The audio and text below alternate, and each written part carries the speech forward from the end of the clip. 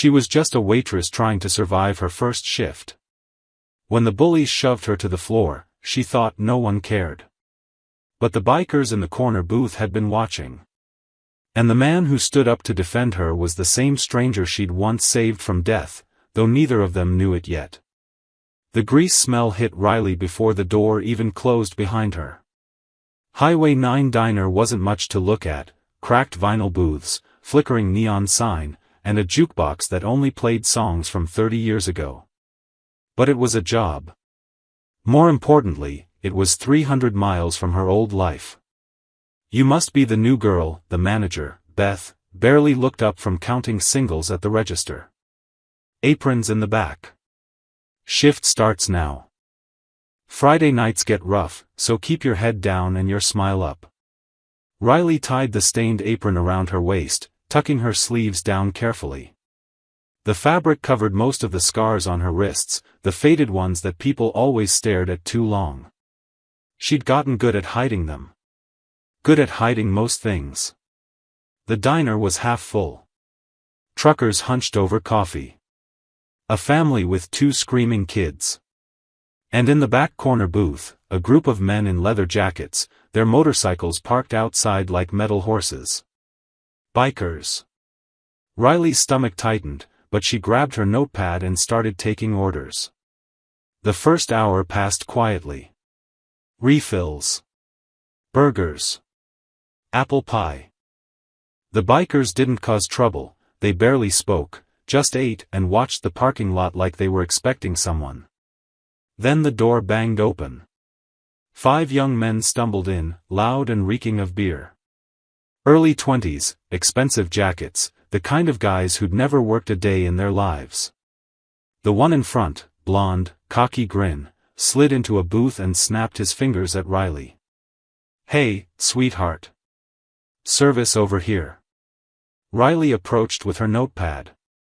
"What can I get you?"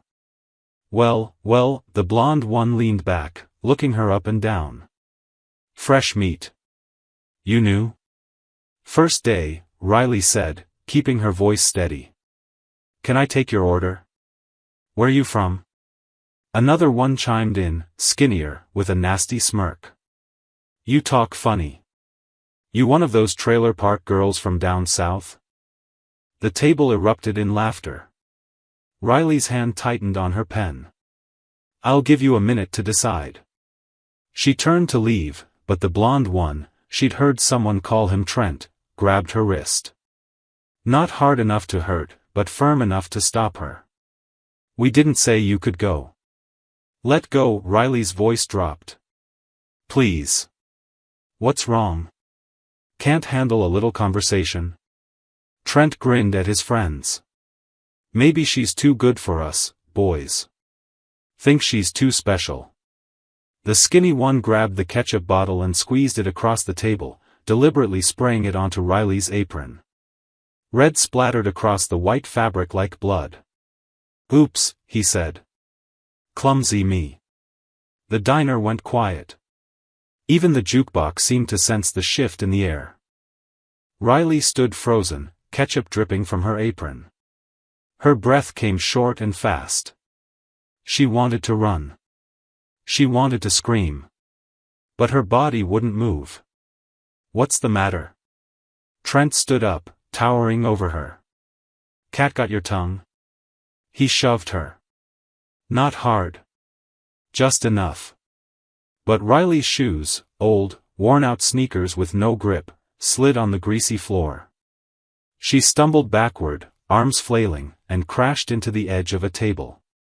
The impact knocked the wind out of her. Plates shattered. A coffee mug exploded against the floor. Riley lay there, gasping, her elbow screaming in pain where it hit the metal table leg. The bullies howled with laughter. "Did you see her face? She went down like a sack of..."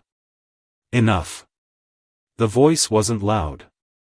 But it cut through the noise like a knife. Riley looked up. One of the bikers had stood, a man in his mid-30s with dark hair, tattoos crawling up his neck, and eyes that looked like they'd seen too much. He wiped his mouth slowly with a napkin, then set it down on the table with the kind of calm that made the air feel dangerous. Trent spun around, still grinning. "What's your problem, Gramps?" The biker, Cole, said the name patch on his jacket, walked forward. His boots thudded against the floor. 3 other bikers stood with him, silent, positioned like soldiers.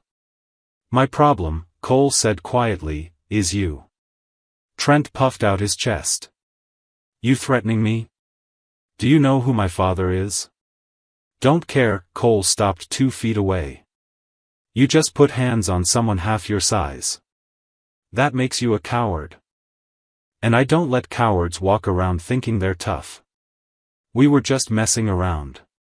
"You knocked her down," Cole's voice dropped even lower. "In my book, that's assault." The skinny one stood up, trying to look brave.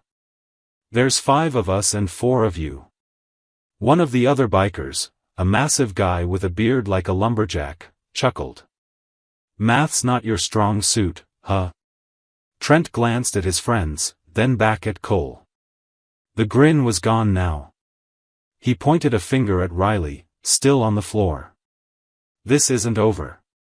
"Yeah," Cole said. "It is." For a long moment, nobody moved. Then Trent spat on the floor and jerked his head toward the door. "Let's go. This place smells like trash anyway." The 5 of them shuffled out, slamming the door behind them. Their truck engines roared to life, tires screeching as they peeled out of the parking lot. Riley finally exhaled. Cole turned and crouched beside her, offering his hand. "You okay?" She stared at him. Up close, his face was sharp, weathered, with a scar running through his left eyebrow. But his eyes, dark brown, almost black, were softer than she expected. "I'm fine," Riley whispered, ignoring his hand and pushing herself up. Her elbow throbbed, but she wouldn't let him see her wince. Cole stood slowly, studying her. His gaze lingered on her face, not in the creepy way the bullies had, but like he was trying to remember something. "You sure?" he asked. "I said I'm fine." Beth rushed over with a broom, already sweeping up the broken glass. "Riley, go clean up in the back." "I'll handle this." Riley nodded and hurried toward the kitchen, desperate to get away from all the staring eyes. But just before she pushed through the swinging door, she heard Cole's voice behind her. "Riley." She froze. Turned slowly. He was still watching her, his expression unreadable. "Be careful going home tonight," he said. She frowned. "How do you know my name?" Cole's mouth twitched, not quite a smile, but close. "Your name tag." Riley glanced down. The tag was crooked, hanging half off her apron. "Right," she muttered, then disappeared into the kitchen. But the truth was, her name tag had fallen off during the fall. And Cole had called her by name anyway. Riley's hands shook as she scrubbed ketchup off her apron in the cramped bathroom. The stain wouldn't come out, it never did. Blood. Ketchup. Wine. They all left marks. Just like everything else. She stared at her reflection in the cracked mirror. 24 years old and she looked exhausted. Dark circles under her eyes. Hair pulled back so tight it hurt. She'd been running for so long, she'd forgotten what it felt like to stand still. The bathroom door creaked open. Beth poked her head in. "Those bikers paid for the broken dishes," she said. "Left you a $50 tip too." Riley blinked. "What?" "The one with the tattoos, Cole, I think." "Said you earned it." Beth paused. "They're still out there. Waiting. For what?" "You, I think." Riley's stomach dropped. "I don't want their help." "Too bad. Because those punks who knocked you down? They're not done. Trent Holloway is the sheriff's son, Riley. He doesn't forget when someone makes him look small." Beth crossed her arms. "If I were you, I'd take the escort home." Riley wanted to argue. But the truth was, she was scared. The trailer park where she lived was 2 miles down a dark country road with no streetlights. And Trent's truck had turned in that direction when he left. She finished her shift in silence, counting down the minutes. When she finally clocked out at 11, the parking lot was nearly empty. Just her beat-up Honda and 4 motorcycles gleaming under the single floodlight. Cole leaned against his bike, arms crossed. The other 3 bikers stood nearby, talking quietly. Riley walked toward her car, keys clutched in her fist. "Riley," Cole pushed off his bike. "We'll follow you home." "I don't need." Wasn't asking, his tone wasn't rude, just final. "Those boys are drunk and stupid. Bad combination." Riley wanted to refuse. But something in his eyes made her stop. It wasn't pity. It was something else. Something that felt like recognition. "Fine," she muttered. "But don't follow too close. I don't need rumors starting." Cole's mouth quirked. Too late for that. The ride home took 12 minutes. Riley watched the headlights in her rearview mirror, for motorcycles keeping pace, not too close, not too far. Protective. When she pulled into the gravel driveway of her tiny trailer, the bikers stopped at the road. Cole killed his engine and walked over as she got out of her car. "You're good from here?" he asked. "Yes." He nodded, but didn't leave. Instead, he looked at the trailer, rusted, sagging, with a broken porch light. Then he looked back at her. "You've been running a long time, haven't you?" Riley's breath caught. "I don't know what you're talking about." "Yeah," Cole said quietly. "You do." The way he said it made her chest tighten. Like he could see through her, past the walls she'd built, straight into the part of herself she kept locked away. "I should go inside," Riley said quickly. 8 years ago, Cole said, I crashed my bike on Route 47. Truck ran me off the road. Bike caught fire. I was trapped under it, unconscious. He took a step closer. Someone pulled me out. A girl. 17, maybe 18. She dragged me away from the flames, called 911, then disappeared before I woke up. Riley's heart hammered against her ribs. I never saw her face clearly, Cole continued. But I remember her voice. And I remember what she said when I came to. For a second, he paused. She said, "Don't die on me. Chrome doesn't burn easy." Riley's knees felt weak. She remembered that night. The smell of gasoline. The heat of the flames. The man's leather jacket, scorched and smoking. She'd been so scared, but she couldn't leave him there. I've been looking for her ever since, Cole said. His eyes locked onto hers. Haven't found her yet. But I will. Riley forced herself to breathe. Why are you telling me this? Cole studied her for a long moment. Then he stepped back. Just wanted you to know. If you ever meet her, tell her I said thank you. He turned and walked back to his bike. The engine roared to life, and the 4 motorcycles disappeared down the dark road, their taillights fading into the night. Riley stood there, frozen, until the sound was gone. Then she stumbled inside her trailer, locked the door, and collapsed onto the couch.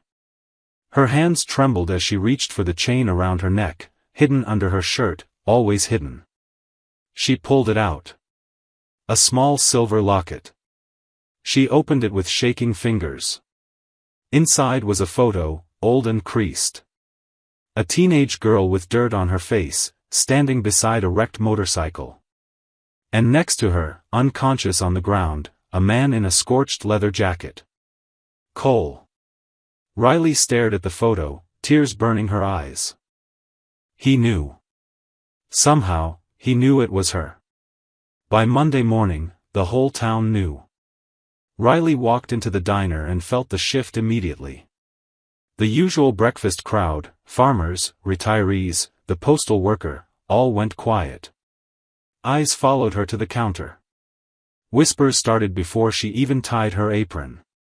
That's her. Heard she's sleeping with them. Bikers. Can you believe it?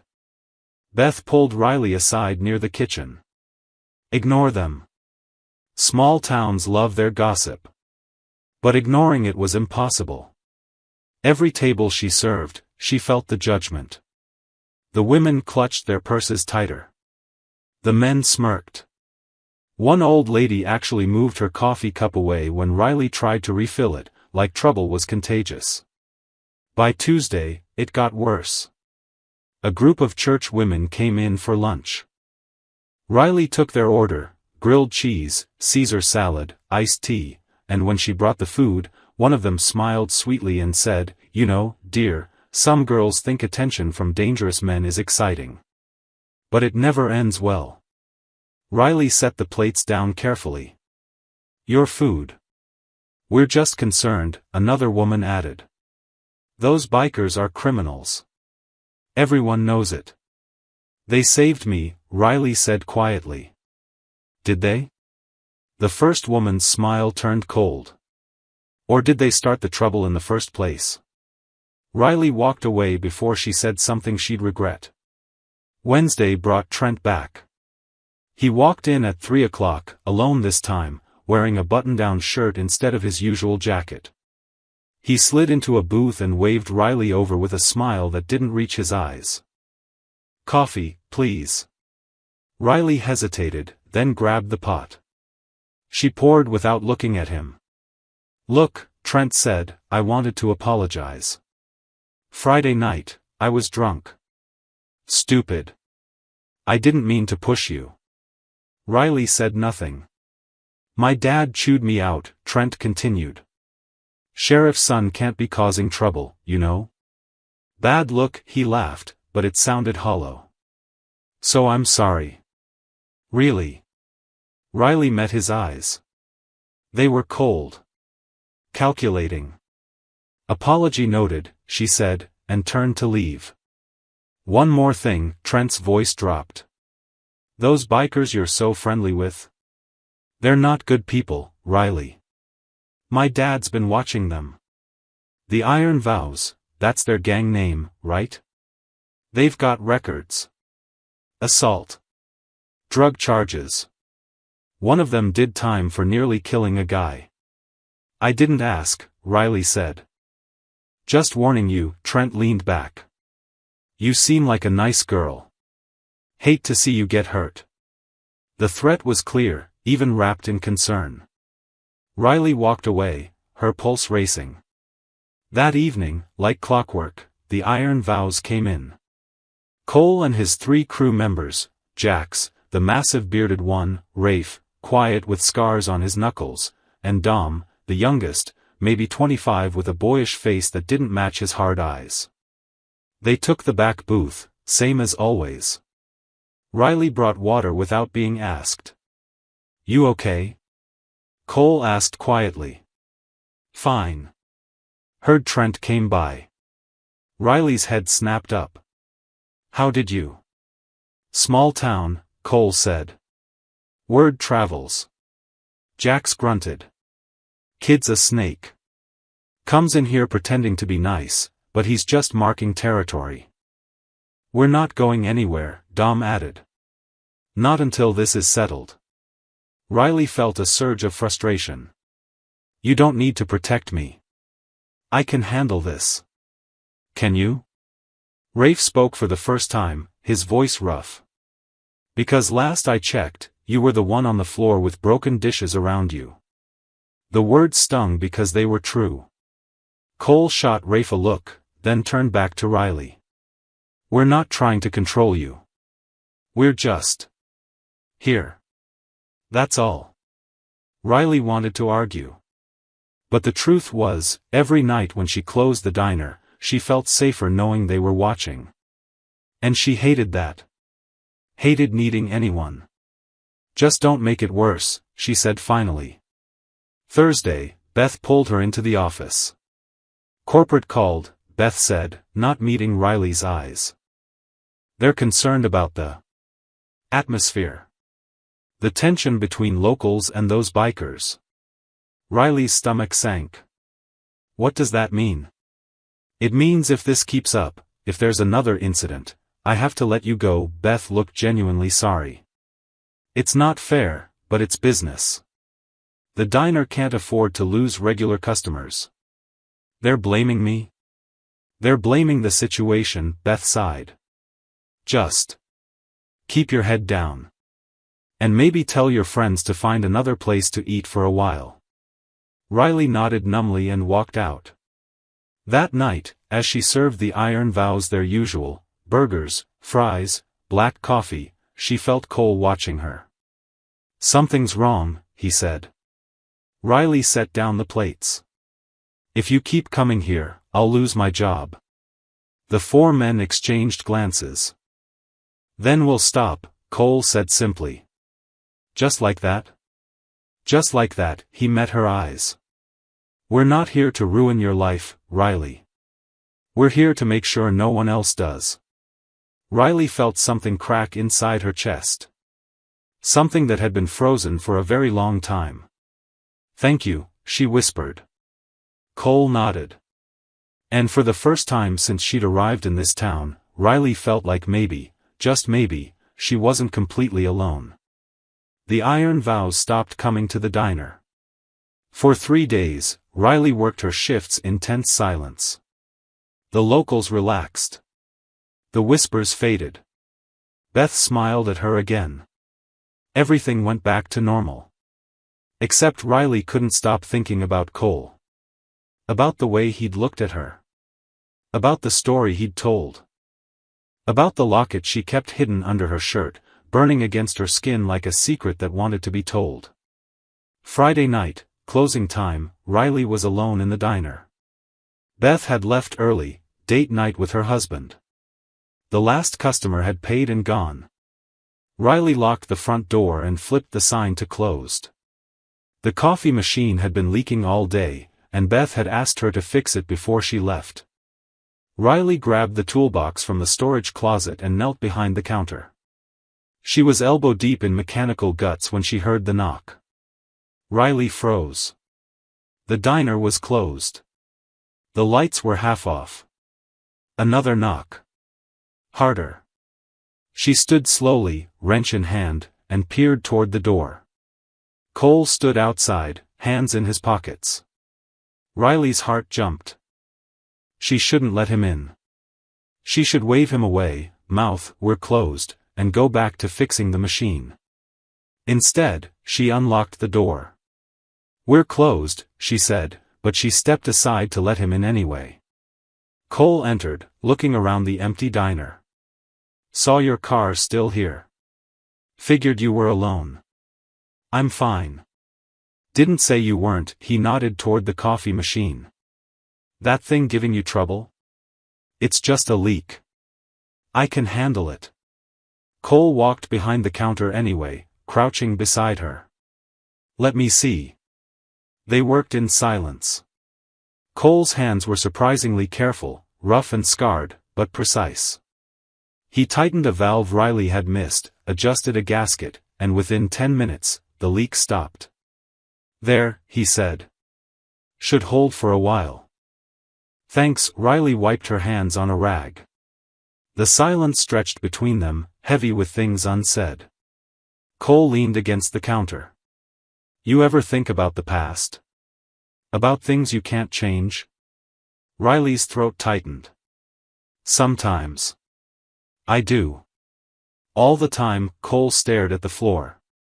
8 years ago, when I crashed, I was in a bad place. Running from things. Angry at the world. That accident should have killed me. Riley's hands stilled. "But it didn't," Cole continued quietly. "Because someone pulled me out. A girl I never saw clearly. 17, maybe younger. She had this voice, strong, even though she was scared. She told me chrome doesn't burn easy." He looked up at Riley. "I woke up in the hospital 3 days later. Asked everyone about her. Cops, paramedics, nurses. No one knew who she was. Like a ghost. Riley's chest felt tight. Why does it matter? You survived. That's what counts. Because she saved more than my life that night, Cole's voice dropped. She saved what I could have become. After that crash, I got clean. Left the bad crowds. Started the iron vows with guys who needed the same thing, brotherhood, purpose, something worth protecting. He paused. I've been looking for her ever since. Not because I need to thank her. But because I want her to know she mattered. That what she did changed everything. Riley felt tears burning behind her eyes. She turned away, pretending to organize the toolbox. Maybe she doesn't want to be found. Maybe, Cole said. Or maybe she's just scared. Of what? Of being seen. Really seen. Cole moved closer, his voice gentle. Some people spend their whole lives running because they think if anyone knew the truth about them, the scars, the mistakes, the pain, they'd be too much. Too broken. Riley's hands trembled. The locket under her shirt felt like it weighed 1,000 pounds. But what if, Cole started. Glass shattered. Riley spun around. The front window exploded inward, spraying shards across the diner floor. A brick tumbled across the tiles, wrapped in paper. Cole moved instantly, pushing Riley behind him. Get down. Outside, headlights flared. An engine revved. Riley crawled forward and grabbed the brick. Her hands shook as she unwrapped the paper. 5 words, scrawled in thick marker. Leave town or get hurt. Trent, Riley whispered. Cole's jaw tightened. He pulled out his phone. I'm calling my crew. No, Riley grabbed his arm. This is exactly what he wants. More trouble. More violence. I'll lose my job, you'll get arrested. He just threw a brick through the window. And we can't prove it was him. Riley's voice cracked. That's how guys like Trent work. They push and push until you push back, then they make you the villain. Before Cole could respond, more headlights appeared.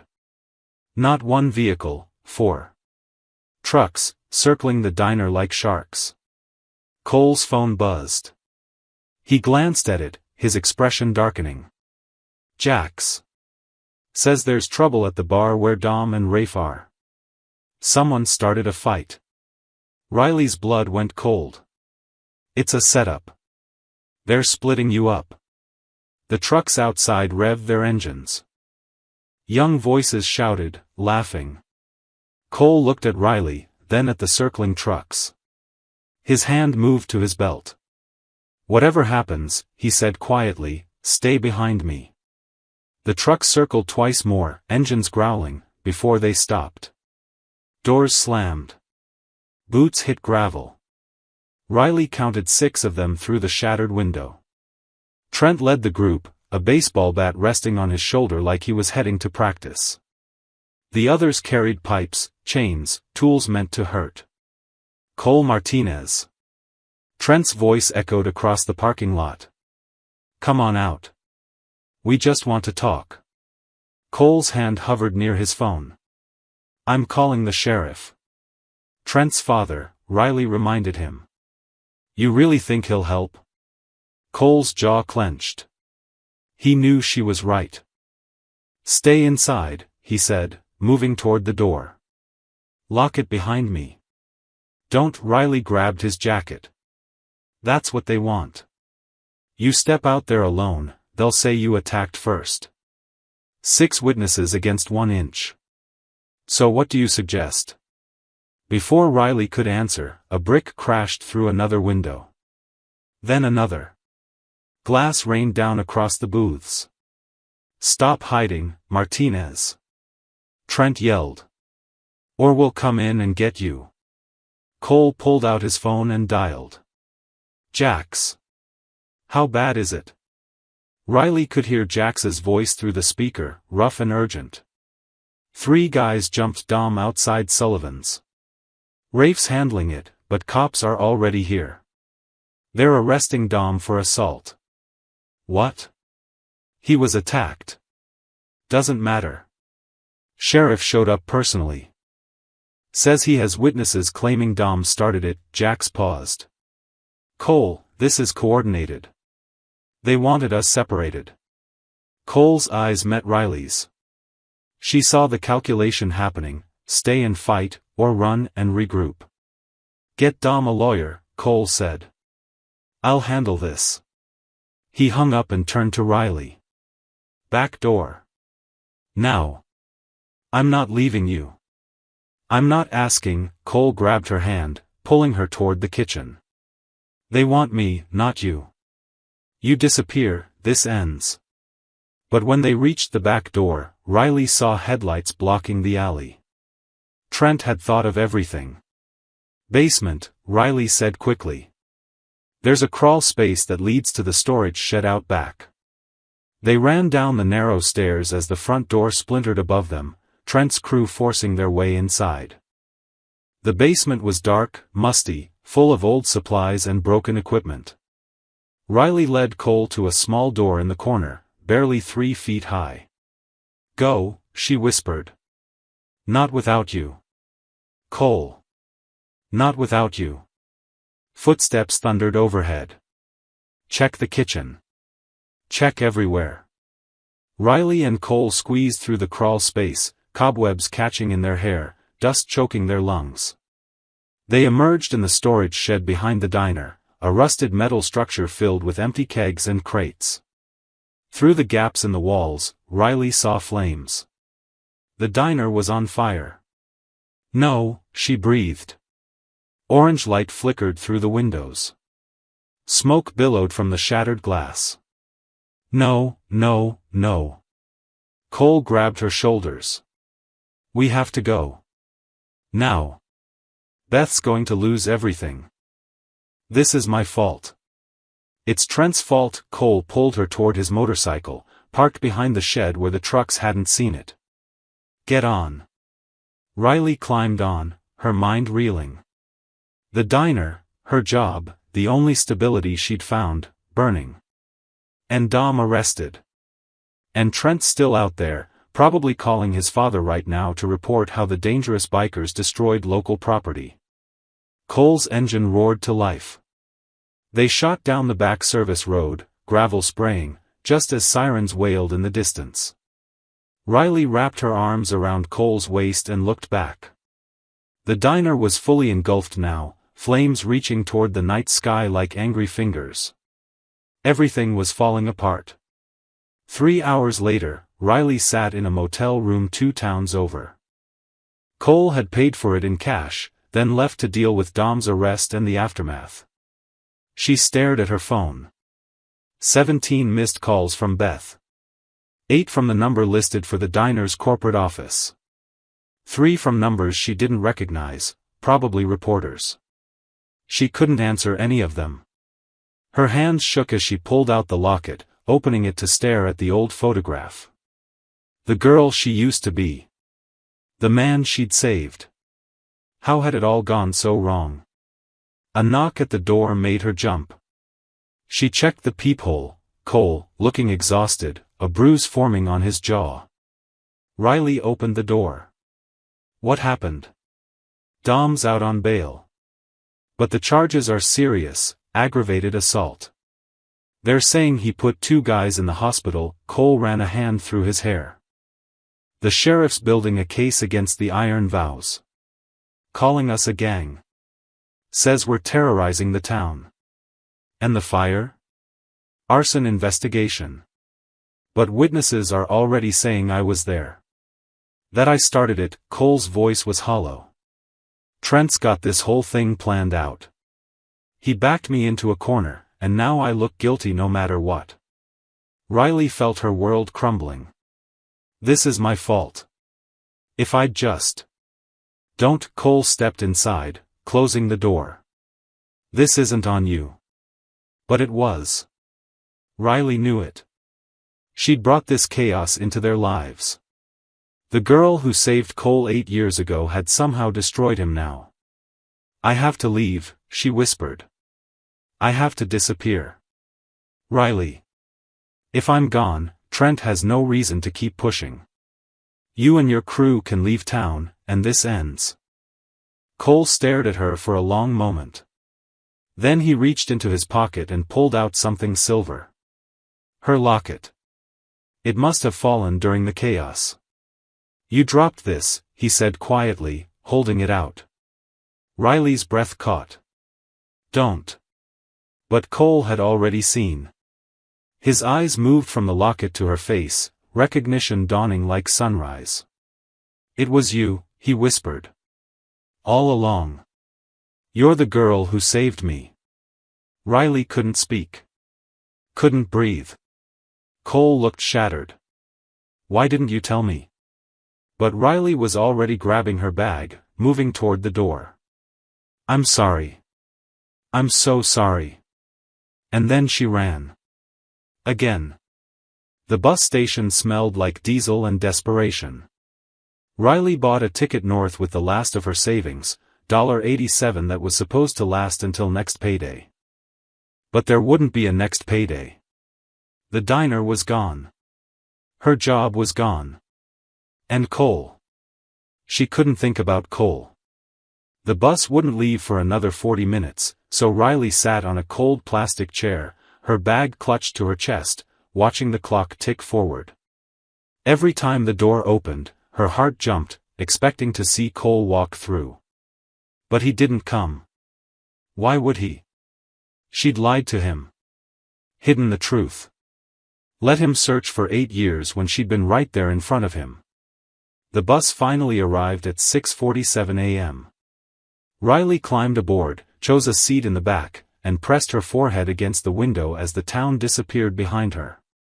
The landscape changed as they drove north, flat farmland giving way to rolling hills, then forests thick with pine. They passed the spot where it had happened. Route 47, mile marker 23. She recognized the curve in the road, the scarred guardrail that had never been replaced. 8 years ago, she'd been driving her foster mother's car, 17 and terrified, running from another bad placement. She'd seen the truck swerve into the motorcycle. Watched the bike flip, tumble, burst into flames.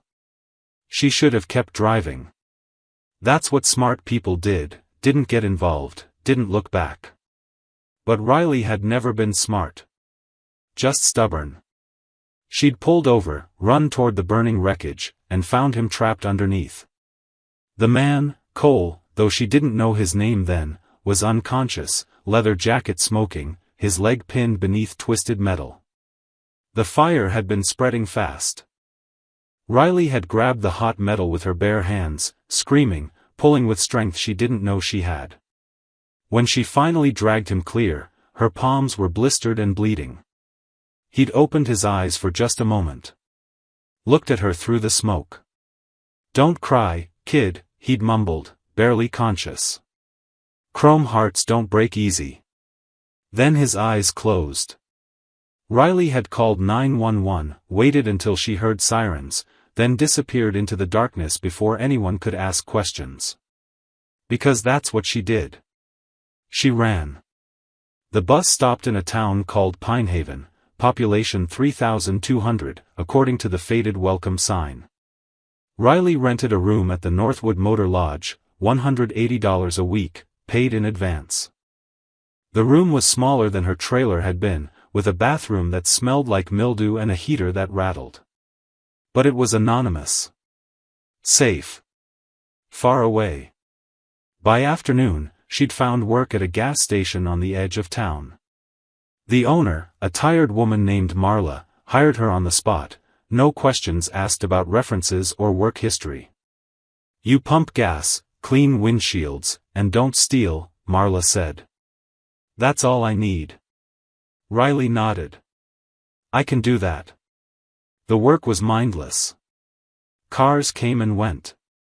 She smiled, pumped fuel, made small talk about the weather. At night, she went back to the motel room and stared at the water-stained ceiling. She'd left the locket behind deliberately. Left it for Cole, a final admission of the truth she couldn't speak out loud. But the memories followed her anyway. On the third night, Riley dreamed about the fire. Not the crash 8 years ago, the diner fire. She saw flames consuming everything. Heard Trent laughing. Watched Cole's face when he realized she'd been lying the whole time. She woke up gasping, sheets tangled around her legs. The clock read 3:47 a.m. Riley got up, splashed water on her face, and stared at her reflection. The scars on her wrists looked darker in the dim light, reminders of the year after the crash, when the weight of existing had felt too heavy to carry. She'd saved Cole that night. But she hadn't been able to save herself. That's what she'd been running from all along. Not Trent. Not the fire. Not even Cole's recognition. She'd been running from the shame of being broken. Of being the girl who needed saving just as much as she saved others. The words Cole had spoken in the diner echoed in her mind. Some people spend their whole lives running because they think if anyone knew the truth about them, the scars, the mistakes, the pain, they'd be too much. Too broken. Riley stared at herself in the mirror. When had she become this person? This ghost who drifted from town to town, job to job, never staying long enough to matter? The girl who'd pulled a stranger from burning wreckage had been brave. Reckless, maybe, but brave. Where had that girl gone? Riley thought about Cole's words the night he dropped her at her trailer. You've been running a long time, haven't you? And his last words before she fled, why didn't you tell me? Because telling him would have meant admitting she existed. That she mattered. That she deserved to be found. And Riley had spent 8 years believing she didn't. She looked down at her wrists, at the faded scars that had almost been the end of her story. But they weren't. She'd survived. She'd kept going, even when it hurt. Maybe that was worth something. Maybe she was worth something. Riley returned to bed, but she didn't sleep. Instead, she lay there thinking about chrome hearts and how Cole had said they don't break easy. She'd thought he was talking about motorcycles. But maybe he'd been talking about people all along. Riley had been in Pinehaven for 6 days when she heard the engines. It was late afternoon, the gas station nearly empty. She was wiping down pump 3 when the sound rolled across the highway like distant thunder. Deep. Rhythmic. Getting closer. Her heart stopped. Motorcycles. Riley looked up and saw them, 4 bikes cresting the hill, chrome gleaming in the fading sunlight. The iron vows, riding in formation like they owned the road. And leading them was Cole. Riley's hands froze on the rag. Every instinct screamed at her to run, into the station, out the back, anywhere but here. But her legs wouldn't move. The bikes pulled into the gas station, engines rumbling to silence one by one. Jax, Rafe, and Dom climbed off, stretching road-weary muscles. They looked exhausted, dirt on their jackets, shadows under their eyes. Cole dismounted last. He pulled off his helmet, and Riley saw the bruise on his jaw had faded to yellow. His eyes found hers immediately. For a long moment, neither of them spoke. Marla stuck her head out of the station. You need gas or you just parking? Gas, Jack said, his voice rough. And whatever food you got. Marla disappeared inside. The other bikers headed toward the convenience store, but Cole stayed, standing 10 feet from Riley with his helmet in his hands. How did you find me? Riley finally asked. Wasn't hard. You took the northbound bus. Only 3 stops before the line ends. Cole's voice was quiet. Checked the first 2 towns. Found you here. Riley's throat tightened. You shouldn't have come. Probably not. Cole took a step closer. But I don't do smart things when it comes to people I care about. Cole. The charges against Dom were dropped, he said. Security footage from the bar showed he was attacked first. And the fire? Cole's mouth twisted.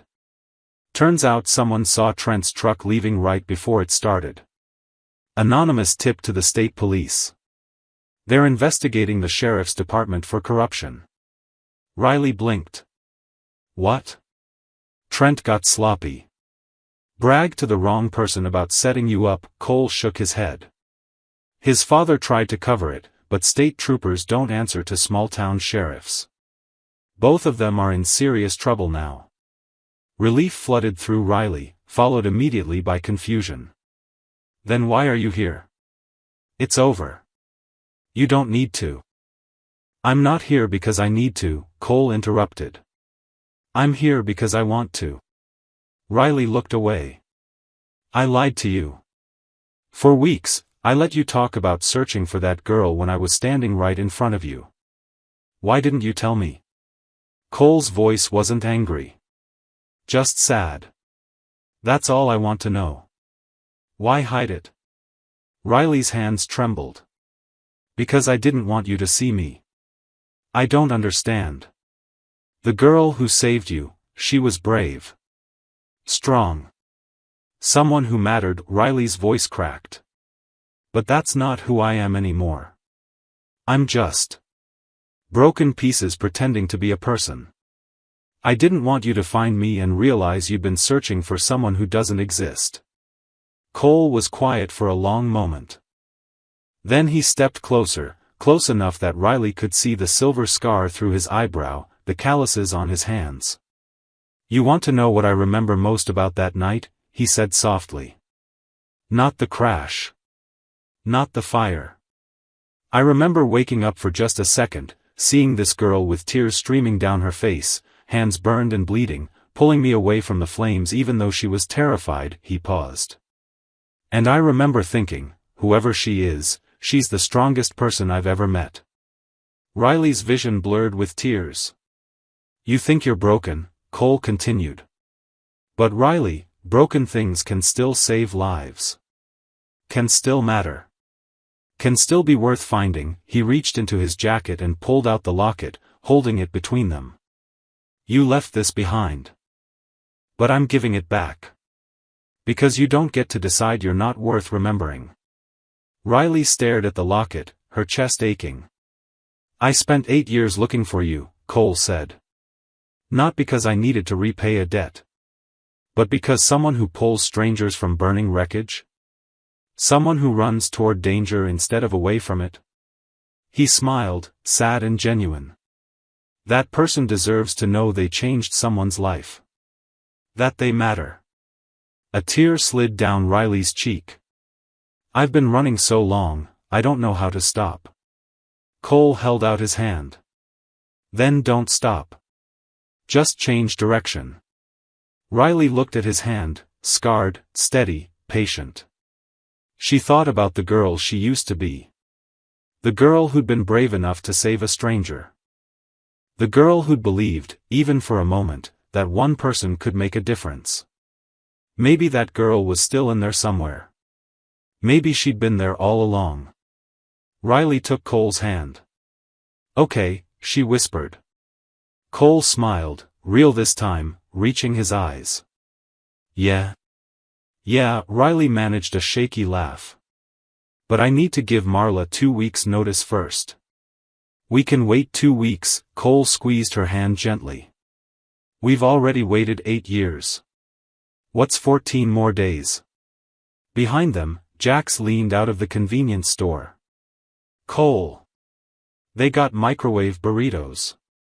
Dom shouted back, get me too. Riley laughed through her tears, and Cole grinned. Come on, he said. Let me buy you the worst burrito you've ever had. And for the first time in 8 years, Riley stopped running. 4 weeks later, Riley stood outside Highway 9 Diner, or what it had become. The fire damage had been extensive, but insurance and an anonymous donation, Riley suspected Cole, though he denied it, had covered repairs. The new owner, a retired teacher named Margaret, had kept the name but updated everything else. Fresh paint. New booths. A jukebox that actually played current songs. "You ready for your first shift?" Margaret asked, tying her apron. Riley smiled. "Ready." The morning rush was different now. Some of the old customers had returned, curious about the renovation. Others were new, travelers, truckers, families passing through. But the judgment was gone. The whispers had stopped. Trent and his father were awaiting trial. The state investigation had uncovered years of corruption, evidence tampering, witness intimidation, abuse of power. The whole department was being restructured. And the iron vows? They'd been cleared of all charges. The town council had even issued a formal apology, though Cole said it meant nothing compared to the real change, people seeing them as human beings instead of stereotypes. Around 11, Riley heard the familiar rumble of engines outside. Four motorcycles pulled into the newly paved parking lot. Cole, Jax, Rafe, and Dom climbed off, stretching and laughing about something. They walked in like they belonged there, because they did. "Usual table?" Riley asked, grinning. "Usual table," Cole confirmed. They settled into the back booth, their booth now, unofficially. Riley brought water, took their orders, burgers, fries, and enough coffee to fuel a small army, and listened to them joke about a charity ride they were planning for the children's hospital. "You should come," Dom said to Riley. "We need someone to manage the registration table." "I'll think about it," Riley said, though she already knew her answer was yes. As she worked, Riley caught Cole watching her. Not in a creepy way, in the way someone looks at something they'd thought they'd lost but found again. It made her feel seen. Actually seen. Not for her scars or her past, but for who she was right now, in this moment. During her break, Cole followed her outside. "You doing okay?" he asked. "Better than okay," Riley leaned against the diner wall. "Margaret's great. The tips are good. And nobody's thrown any bricks lately, so that's a plus." Cole laughed. "Low bar, but I'll take it." They stood in comfortable silence, watching cars pass on the highway. The mountains loomed in the distance, purple and beautiful in the afternoon light. "I have something for you," Cole said. He pulled a small box from his jacket pocket. Riley opened it carefully. Inside was a silver bracelet, simple and elegant, with 2 words engraved on the inside, "Chrome Hearts." Riley's voice caught. "You saved my life 8 years ago," Cole said quietly. "And then, without knowing it, you saved it again when you walked into this diner. I wanted you to have something to remember that you're stronger than you think." "That Chrome Hearts," he tapped her chest gently, right over her heart, "don't break easy." Riley's eyes filled with tears, but this time they weren't sad. She slipped the bracelet on, the metal cool against her skin. "Thank you," she whispered. Cole smiled. "You're welcome, waitress." That evening, after closing, Riley locked up the diner and walked into the parking lot. The sun had set, painting the sky in shades of orange and pink. The mountains looked like sleeping giants. She heard an engine idling and turned. Cole sat on his motorcycle by the curb, helmet in his lap, waiting. "You coming, waitress?" he called out. Riley looked back at the diner, the place that had become home. Then she looked at Cole, the man who'd refused to let her disappear. Who'd searched for 8 years. Who'd seen her broken pieces and called them beautiful. She smiled, untied her apron, and walked toward him. "Where are we going?" she asked. "Wherever you want," Cole handed her a helmet. That's the thing about motorcycles. The destination matters less than the ride. Riley climbed on behind him, wrapping her arms around his waist.